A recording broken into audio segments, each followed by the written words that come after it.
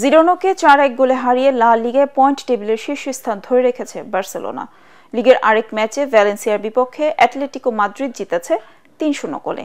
এছাড়া English premier লিগে জয় পেয়েছে নিউক্যাসল, আর সিরিয়াতে জয় ধারা ধরে রেখেছে নাপোলি। এসএম আশরাফের রিপোর্ট। ওয়ালটন টেলিভিশন মাত্র 25,490 টাকায় পাচ্ছেন গুগল টিভি। 17 বছরেই বার্সেলোনার ভরসার নাম লামিন ইয়ামাল।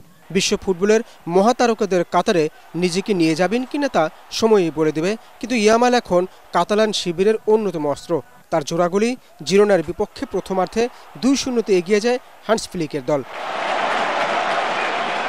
এরপর 47 মিনিটে ডানি ওলমো আর 64 মিনিটে বার্সেলোনার হয়ে চতুর্থ গোল করেন পেদ্রি।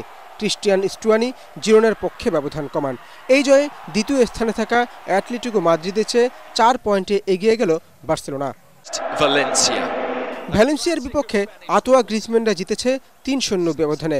প্রথম গোলটি কনর গালাহারের, যিনি গত মৌসুমে চেলসি থেকে স্পেনের ক্লাবে নাম লেখান। এরপর গ্রিজম্যান দ্বিতীয় আর ইনজুরি সময়ে ক্লাব জার্সিতে নিজের প্রথম গোলের দেখা পান আর্জেন্টাইন জুলিয়ান আলভারেজ। এই জয়ে রিয়াল মাদ্রিদকে 3-এ নামিয়ে দেয় সিমিওনের দল। অন্যদিকে ইংলিশ প্রিমিয়ার লিগে অপরাজিত থাকার রেকর্ড ধরে রেখেছে নিউক্যাসল ইউনাইটেড। যদিও উলভারহ্যাম্পটনের বিপক্ষে 30 মিনিটেই পিছিয়ে পড়ে তারা, তবে 75 থেকে 80 মিনিটের মধ্যে 2 গোল করে জয় নিয়ে মাঠ ছাড়ে এডি হাওয়ের দল। এতে টেবিলের 3-এ উঠে এসেছে Newcastle.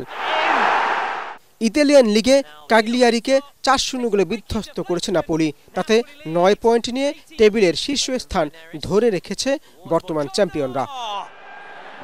SM Ashraf, ATN Bangla.